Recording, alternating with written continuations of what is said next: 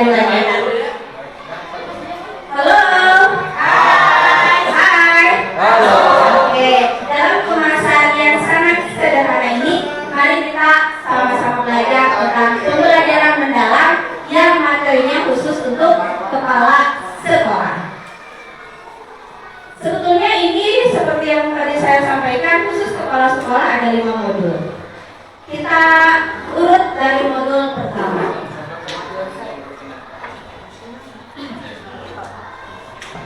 Oke, apakah terbaca? Saya bantu bacanya. Nomor 1, saya memiliki kelemahan dalam melakukan beberapa hal.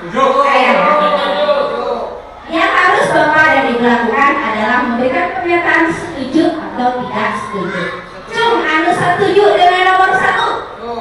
Aku yes. 1, 2, 3, 4, 5, 6, 7, 8, 9, 10, 11, 12, 13, 14. Lebih dari 50% ya. Lanjut ke nomor 2.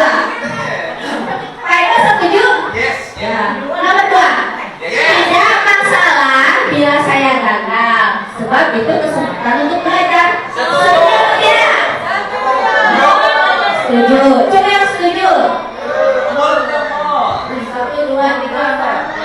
Lebih dari 50%. Nomor 1 setuju lebih 50%. Nomor 2 juga sama. Nomor 3. Jika orang lain melakukan sesuatu yang lebih baik daripada saya, itu akan menyebabkan saya merasa rendah. Setuju atau tidak? Semuanya setuju? Oh, tidak ada ya? Oke. Pembelajaran mendalam mudah bukan? Mudah bukan? Mudah. Baru 9 tidak setuju, masa tidak mudah? Nomor 4. Saya suka mencoba hal-hal baru meskipun hal ini memiliki resiko. Setuju atau tidak? Semuanya setuju? Resikonya tidak bisa diprediksi dong. 1, 2, 3, iya setuju 3, 4, 5. Oke, lanjut. Nomor 5. Ada yang bisa bantu baca nggak? Nomor 5. Saya merasa sukses pada saat mampu menunjukkan kepada orang lain bahwa saya mahir dalam suatu bidang. Setuju. Setuju atau tidak nomor 5? Ya, yang setuju ya. Oke, nomor 6. Ketika orang lain sukses, saya merasa terinspirasi dan ingin melakukan hal yang sama. Yes. Ibu setuju tuh? Yes. Setuju. Tapi tidak beresiko. Tapi tidak beresiko. Oke, ini yang setuju. Anda teracun di atasnya. Ya. Nomor berapa sekarang? 7. Saya senang saat mampu melakukan sesuatu yang tidak bisa dilakukan orang lain. Nggak bisa, betul. Setuju ya? Tidak setuju. Tetap tidak? Tidak ya, sombongnya. Pamer gitu ya. Apa? Terserah Bapak Ibu, mau setuju mau tidak? Oke, nomor 8. Tingkat kecerdasan bisa diubah lewat belajar dan berlatih. Ibu Farida setuju tidak? Oke. 9. Menurut pendapat saya, manusia dilahirkan dengan tingkat kecerdasan tertentu yang tidak bisa diubah lagi. Setuju atau tidak? Oke, Pak Haji tidak setuju. Tidak setuju tidak? Tidak setuju? Setuju. Oke, 10. Kesulitan membuat saya ingin berusaha lebih keras lagi. Suaranya semua setuju ya? Apakah dari setuju dan tidak setuju tadi ada artinya? Ada. Kira-kira apa? Oke. Soal nomor ganjil menunjukkan orientasi orang dengan pola pikir tetap. Anu setuju di nomor ganjil berarti memiliki pola pikir tetap. Anu setuju di nomor genap berarti memiliki pola pikir bertumbuh. Coba anu seler milih setuju di pola pikir tetap.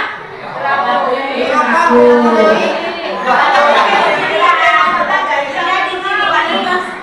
Kita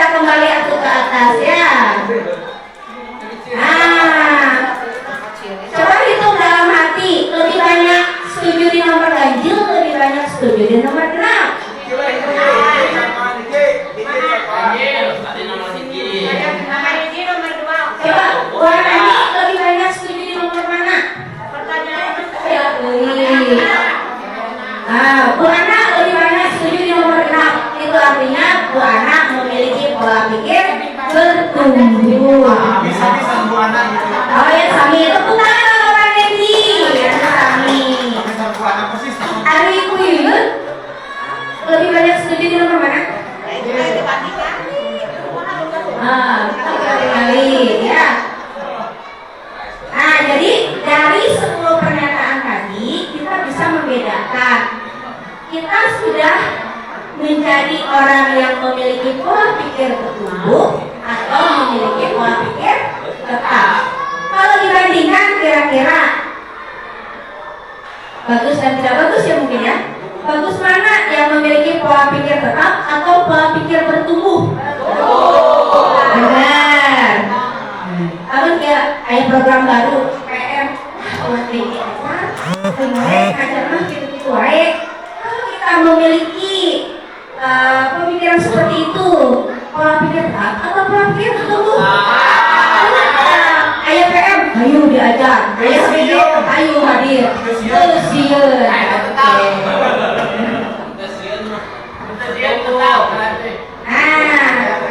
Biar lebih paham apa sih PPT, apa sih pola pikir tetap, apa sih pola pikir bertumbuh? Ya, pola pikir tetap bisa disingkat PPT. Kalau pola pikir bertumbuh, PPD. Ayo bahasa Inggrisnya. Kan ini boleh bantu bahasa Inggrisnya. Yang pola pikir bertumbuhnya apa? Growth mindset. Tepuk tangan untuk Pak Dendi. Oke. Nah, kalau yang pola pikir tetap, Pak Eko, ada bacaannya? Kebaca nggak? Oh, kita baca. Yang pola pikir tetap? Coba. Fixed mindset. Itu bukan hanya ditanamkan dalam diri kita sebagai kepala sekolah, tapi kita tanamkan ke diri guru dan juga ke murid. Kedua aja orang guru sama murid deh. Kedua harus memiliki pola pikir yang bertumbuh dan meninggalkan pola pikir tetap. Oke. Tebak-tebakan lagi. Bapak Ibu, kita sebagai kepala sekolah ya? Kepala sekolah bukan? Ya. Tergantung. Nah, kita di sekolah masing-masing punya tantangan nggak? Punya. Bu Ida, boleh cerita dong tantangan di sekolahnya apa?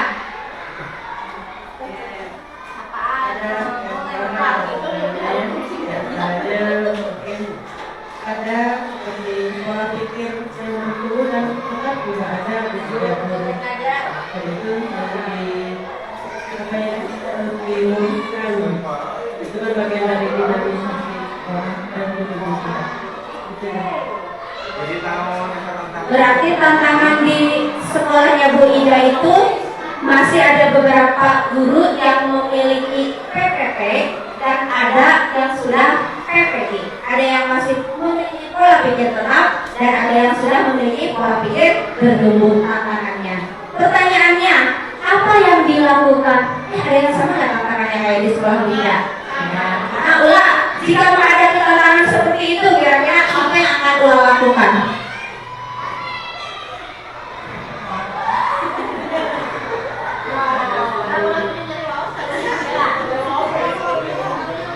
Ketika kita menghadapi seseorang atau menghadapi tantangan seperti ini, mungkin yang dilakukan adalah pertama mengajak mereka dulu mengetahui situasi atau perubahan yang terjadi. Jadi misalnya sekarang PM ya, yang sekarang lagi ini kan PM dan coding dan KKA ya. Tapi ketika ditanyakan mereka juga nggak tahu. Ketika kita ingin mereka mengubah pola pikir, ayo berubah, ayo kita ikuti, otomatis mereka harus tahu dulu dong apa itu, sehingga mereka ikut serta di dalam perubahan itu dan mau melakukan perubahan itu.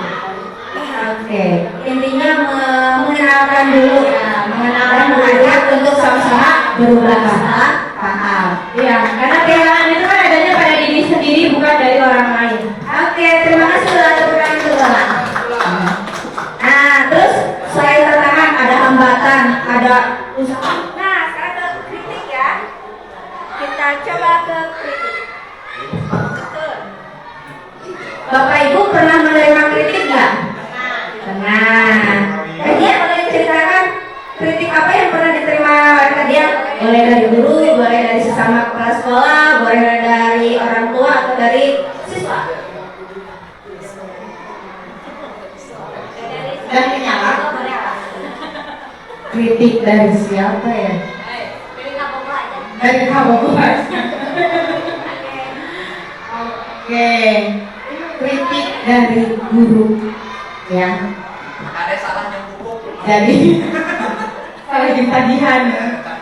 Jadi begini, ketika saya mengajak guru untuk yuk kita sama-sama berubah, sama-sama memajukan sekolah. Jadi dia teh pengen sok ibu duluan. Nah gitu, ibu duluan, ibu di depan, nanti kami mengikuti. Jadi dia nggak mau kebarengan gitu. Itu yang saya hadapi di sekolah saya. Mungkin kalau yang di sekolah lain beda gitu. Nah, kritikan di sekolah Tedia yang diterima Tedia adalah ketika ada program atau hal baru harus kepala sekolahnya dulu tuh yang terjun, baru nanti guru belakangan mengikuti. Ada yang bisa bantu nggak? Apa yang bisa kita lakukan ketika menghadapi permasalahan seperti Tedia? Ibu mungkin? Apa ya? Kalau misalkan permasalahan seperti itu dia, berarti kepala sekolahnya itu harus mempunyai mental yang kuat, tangguh dan terlapang dada, dan mau memberi langsung terjun ke lapangan mencontoh kepada guru. Dan kepala sekolah tersebut tidak boleh ketika menghadapi guru seperti itu menjadi pikiran besidering gitu. Berarti kalau kelihatannya nggak enak adanya. Ya, jadi pikiran kita harus ada sesuatu. Terima kasih solusinya Mbak Haji. Jadi setiap kita menerima kritik, kita coba pikirkan upaya yang bisa kita lakukan supaya kritikan tersebut kita terima, tapi ada solusi, begitu ya. Jadi awas. Nah, lanjut. Sukses orang lain. Mas Adi pernah melihat rekan yang lain sukses, baik rekan guru, rekan kepala sekolah ataupun Saya tetangga? sukses. Amin. Saya lihat Pak Indra sukses. Apa yang Mas Adi rasakan? Saya rasakan saya merasa juga ikut bahagia. Pak Indra bisa balapan. Nah, kalau kita mendengar seperti Mas Adi, melihat orang lain sukses ikut senang, kira-kira itu masuk ke pola pikir tetap atau pola pikir bertumbuh? PPT atau PPD? PPD ya. Yang banyak positifnya ke PPD, yang banyak negatifnya ke PPT.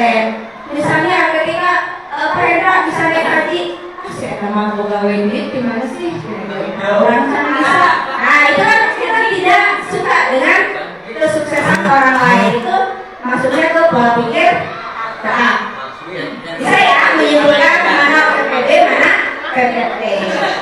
Mudah-mudahan bisa mengaplikasikannya di kehidupan kita di sekolah masing-masing. Nah ini kalau secara rumus yang PPT anu kumaha, yang PPB anu kumaha. Orang yang PPT kalau melihat tantangan menghindar agar tetap terlihat cerdas, api-api, pinteran gitu ya. Nah kalau yang sudah pikir bertumbuh ketika menghadapi tantangan diterima sebab menjadi sarana untuk belajar. Nah, nanti Bapak Ibu bisa membaca ulang ya. Pasti bedanya yang PPP dan PPB ketika menghadapi masalah dalam kehidupan nyata. Oke, kita lanjut. Bapak Ibu kan sudah bisa membedakan ya PPB dan PPT? Bisa tidak? Bisa tidak? Benar. Bisa mengimplementasikan atau menularkan ke rekan-rekan di sekolah supaya memiliki PPB? Bisa juga menyampaikan ke guru supaya siswa-siswi kita, murid-murid kita memiliki pola pikir bertumbuh? Bisa. Alhamdulillah, itu artinya Bapak Ibu sudah hatam satu modul ini. Tepuk tangan untuk semuanya. Jadi modul pertama adalah pola pikir bertumbuh. Bapak Ibu sudah hatam, sudah paham. Tapi ada satu pertanyaan. Siapkah Bapak Ibu untuk adaptif menerima perubahan? Itu artinya Bapak Ibu sudah PPB atau growth mindset. Tepuk tangan. Yeay. Nah, kalau sudah PPB, sekarang ada PM. Mau diterima nggak? Mau langsung diimplementasikan di sekolah tidak? Berusaha ya. Syukur ya langsung mau. Yang berusaha pun itu sudah bertumbuh ya pola pikirnya. Ya, tidak bisa langsung, ada proses dan prosedur. Tapi minimal kita ya, minimal hati menerima dulu. Oke. Oke, aku padamu. Nah, biar kita lebih sempurna nih PPB-nya, pola pikir bertumbuhnya, kita kenalan lebih dekat dulu dengan PM. Nah, PM belajar mendalam. Kami ketika pelatihan menerima rumus. Sama dalam matematika ada rumus. Ada yang pernah tahu rumusnya? 8 tilu 4 itu kan kami ulang. Nah, anu 8 tilu 4 sebenarnya di lingkaran ieu muncullah rumus. Nah, nu kahiji 8 dimensi profil lulusan. Dimensi profil lulusan. Ini ada di lingkaran dalam. Kalau kemarin sebelum sebelum ada perubahan panduan kurikulum, kita di panduan 2024 dimensi yang diterapkan ke siswa itu melalui kurikuler dalam pembelajaran P5 ada berapa dimensi? Anu tahu berapa nih? Ada berapa dimensi? Ada berapa karakter? Ada 6 ada 5? Ini buktikan. Belajar Pancasila, beriman dan bertakwa pada Tuhan yang esa dan berakhlak mulia, berkebinekaan global, gotong royong mandiri, kreatif dan bernalar kritis. Nah, tahun kemarin dimensi atau karakter yang kita terapkan ke anak ada 6. Tapi tahun ini sesuai panduan di pendekatan pembelajaran mendalam dimensinya ada 8. Apa saja yang 8? 1, baca nggak? Keimanan dan ketakwaan terhadap Tuhan yang Maha Esa. Kedua, keluargaan. 3, kreativitas. 4, kemandirian. 5, komunikasi. 6, kesehatan. 7, kolaborasi. 8, kenalan kritis. Pertanyaan saya, apakah ada kesamaan dimensi yang kemarin di kurikuler dengan yang sekarang DPM? Ada. Apakah semua yang 6 kemarin ada lagi di yang 8 ini? Sisanya yang 2 kan beda. Kira-kira apa yang beda?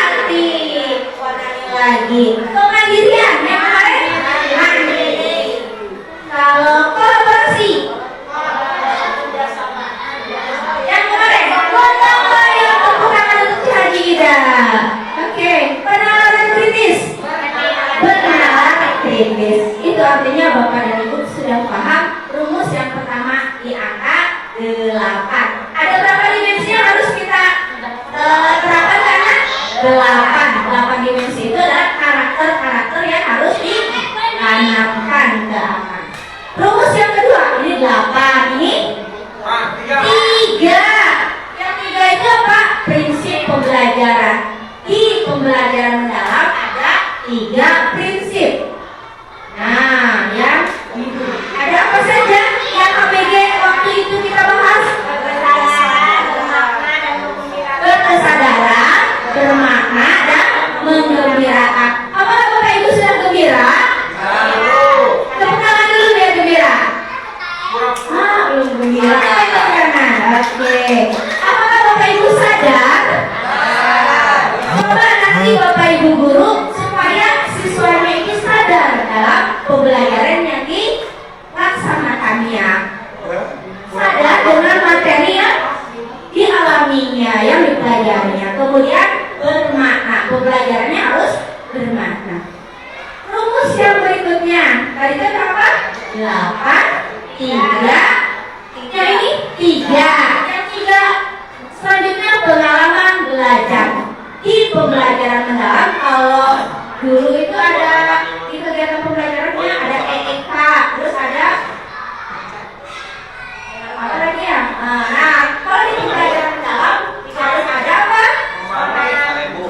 Memahami, mengaplikasi, dan merefleksi. Lebih jelasnya nanti di sesi berikutnya ketika kita pendampingan atau diseminasi dengan rekan-rekan guru, sebab ini adanya di RPP ya. Sekarang kita garis besarnya saja. Berapa ini? 8, 3, 4. Nah, yang 4 apa? Waktu aja. Oh, habis waktu. 5 menit lagi. Nah, yang apa ini nggak ada ya? Nah, yang 4-nya apa? Yang 4-nya adalah kerangka pembelajaran, meliputi apa saja? Praktik pedagogis, lingkungan pembelajaran, pemanfaatan digital, dan kemitraan pembelajaran. Dan kalau Bapak dan Ibu, itu kerangka utama atau hasil rangkuman kami yang 6 orang hasil pelatihan. Mudah-mudahan nanti sisanya yang perlu diketahuinya Bapak dan Ibu sempat untuk membaca modul dan bahan bacaan yang segitu banyak. Sekian, billahi taufiq wal hidayah. Wassalamualaikum warahmatullahi wabarakatuh.